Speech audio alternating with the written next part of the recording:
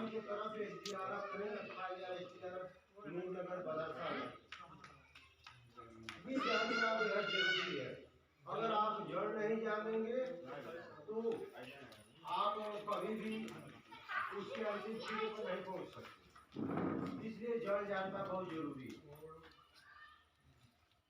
तो जल्दी से बात दीजिए जिससे कि कम से कम आदेश है इन नौजवानों को साधने के लिए, इन नौजवानों को समझने के लिए, नौजवानों की आंदोलन को चुप करने के लिए हमेशा जो है सरकार कुछ न कुछ लाती है,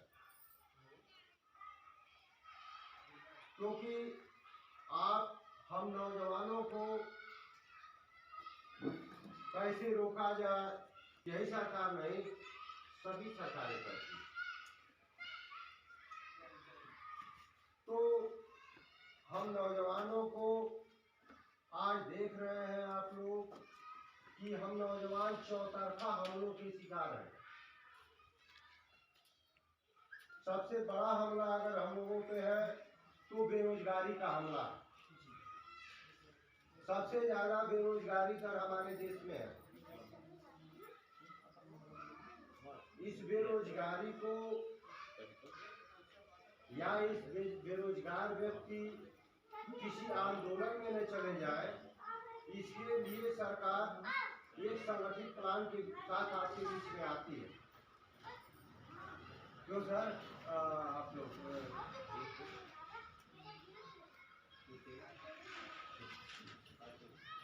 तो आप लोग देखे होंगे कि हमारे देश के प्रधानमंत्री कह रहे थे कि हम आप लोग देख रहे हैं कि उसी नौजवानों को साधने के लिए आपदा मित्र बनाए गए हैं। हम बेरोजगार नौजवानों को साधने के लिए नलकल जल में भी नौजवानों को लाया गया है। आप देख रहे हैं कि 45 लाख पूरे उत्तर प्रदेश में महिलाओं को बीसी सखी और समूह सखी बना के जोड़ा गया है। और ये सब क्यों किया गया है? आप सब नौजवानों की ताकत एक समुद्र के बराबर होती है। समुद्र जब तक शांत है तब तक कोई दिक्कत नहीं है, और जिस दिन समुद्र में उबाल आता है, सुनामी लेके आता है, सब कुछ बहा के लेके चला जाता है।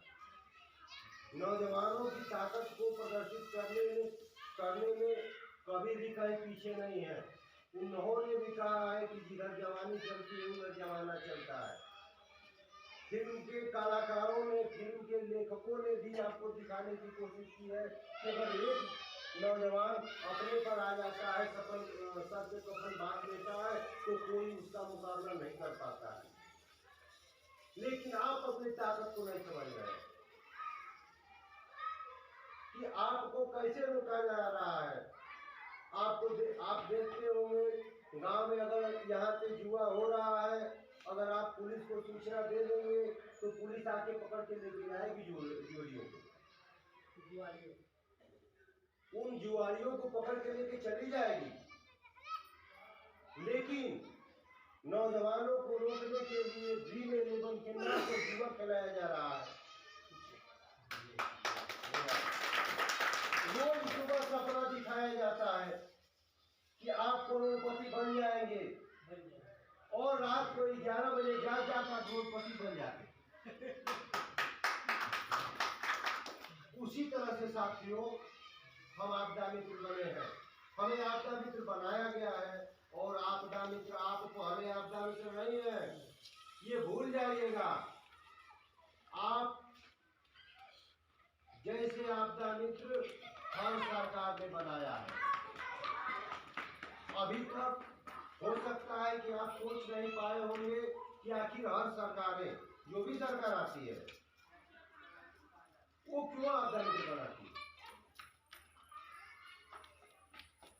तो ये सरकारें आपदा मित्र इसलिए बनाती है साथियों कि युवन से बहुत बड़ा सहयोग राज्य लेके आएगी जुआरियों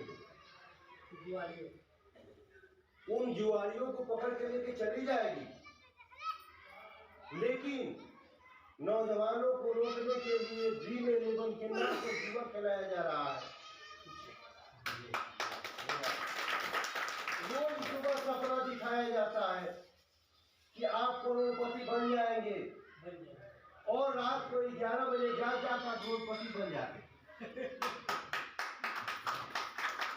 उसी तरह से साथियों, हम आपदा मित्र बने हैं, हमें आपदा मित्र बनाया गया है, और आपदा मित्र आप पहले आपदा मित्र नहीं है, ये भूल जाइएगा। आप जैसे आपदा मित्र हर सरकार ने बनाया है। अभी तक हो सकता है कि आप सोच नहीं पाए होंगे कि आखिर हर सरकारें, जो भी सरकार आती है, वो क्यों आपदा मित्र बनाती है।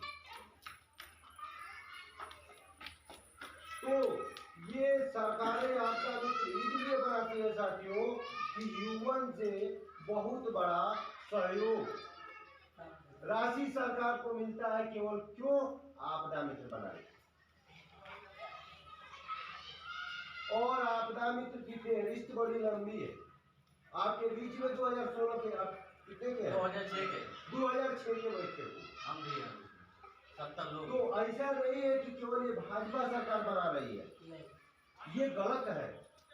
सारी सरकारें विश्व से पैसा उतारने के लिए आपदा मित्र बनाते हैं, और जब पैसा उतार लेती है सरकार तो हमें दूध की मक्खी की तरफ दुकान फेंक देती है।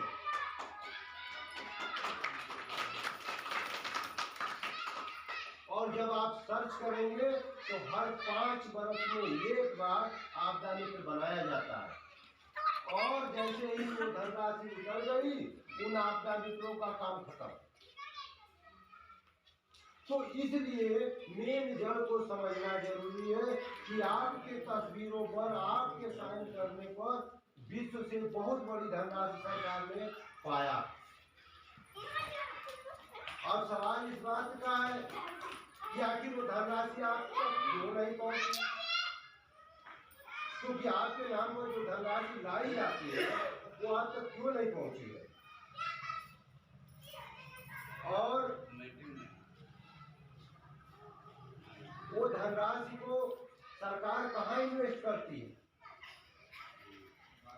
वो धनराशि कहाँ जाता है। अगर आपदा मित्रों को नहीं मिलता तो धनराशि जाता कहाँ है। वो भ्रष्टाचार का लिपापोती हो जाता है, वो भ्रष्टाचार है, वो डायरेक्ट घोटाला है, जो कांग्रेस की सरकार भी की है और आज भाजपा भी कर रही है। और ये नौजवानों पर खुलेआम हमला है। आपके बेरोजगार होने का, आपके नौजवान होने का बेहुदा मजाक बनाया जाता है हम नौजवानों।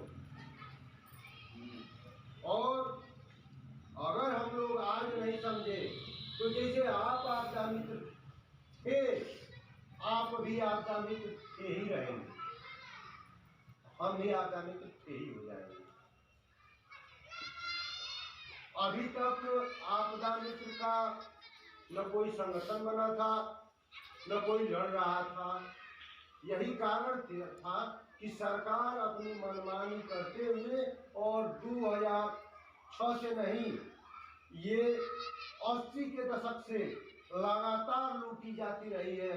नौजवानों की एक भीड़ है, जो किसी नौजवान को आपदा मित्र बना दिया गया, 5 वर्ष तक उसको रखा गया, इधर उधर किया गया, और इसके बाद जब उनका बजट उतार दिया गया, उनको मक्खी की तरह से बाहर निकाल के फेंक दिया गया। तो क्या आप चाहते हैं कि आप भी ऐसे ही आपदा मित्र रहे कि 5 वर्ष के बाद आपका प्रशासन शासन से काम खत्म हो जाए? नहीं। इसलिए आपको संघर्ष करने की जरूरत है। और आज नहीं, पुराणों में भी कहा गया है कि बिना युद्ध सुई के लोग के बराबर भी भूमि नहीं मिलेगी। बिना रोए माँ दूध नहीं पिलाएगी, बिना मांगे आपको आपके पिताजी भी पैसा नहीं देंगे, बिना मांगे आज भी नहीं मिलने वाली है। हम की क्या आप बात करते हैं। तो अपना हक पाने के लिए लड़ना पड़ेगा। आप लोगों को लड़ना पड़ेगा। अगर आप नहीं लड़ेंगे तो आपकी लड़ाई कोई लड़ने वाला नहीं है, लिखित ले लीजिए।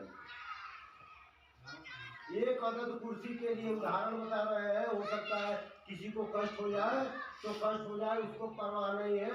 एक अदद कुर्सी के लिए एक तरफ 43 पार्टियां जो पानी पी पी के गाली देती थी एक दूसरे को, एक तरफ 26 पार्टियां हो गई हैं, लेकिन हम लोग अपने हक अधिकार के लिए एक साथ नहीं हो सकते। क्यों? हम लोग तो एक दूसरे को तो कम से कम उनसे भी तो सीख लीजिए कि वो एक दूसरे को रोज कोसते रहे, गरियाते रहे, आज एक साथ है। और हम आपका मित्र अपने रोजी और रोजगार के लिए एक साथ नहीं हो सकते। तो इसलिए हमें लड़ना है, इसलिए संगठित होना है। अब आपके सामने जो चुनौतियां हैं वो क्या है?